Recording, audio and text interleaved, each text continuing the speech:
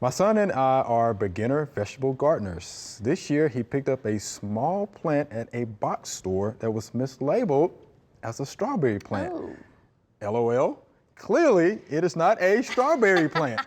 We have it growing in a large container. It is now approximately 4 feet tall. We have no idea what it is. Do you know what it is? My best to all, and this is Fran from Malden, Massachusetts. Right. So beginner gardeners, which is good. Yes. Mislabeled though. Didn't look like a strawberry plant to me. No, and I wasn't familiar with what it was. I just knew that it looked like it might be a weed. But good. Yeah. I was glad that I think you can lead us in the right direction. Yeah, so Velvetleaf, very familiar with that. Yeah, seen it a lot. Roadsides, cornfields can grow to about 7-9 feet tall. Right?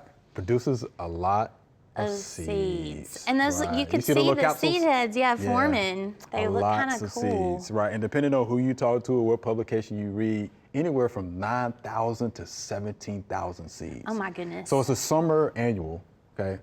Again, it likes to grow roadsides, disturbed areas, cornfields, right? Tells you a little bit about, the conditions of the soil that they like to grow in. But yeah, if you don't get control of it pretty quick, it'll be back. Yes.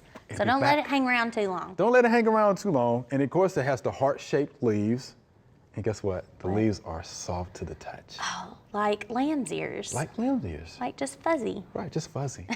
Feels real good to the touch, right? So, Fran, you have a Velvetleaf. It seems to be growing pretty well. Yeah, it's loving where it's at. It's You've growing taken pretty well. great care of it you're thus taking far. good care of it, but do know you want to make sure to get that out of there because it'll be back next year. All right? Thanks for watching. If you liked it, subscribe.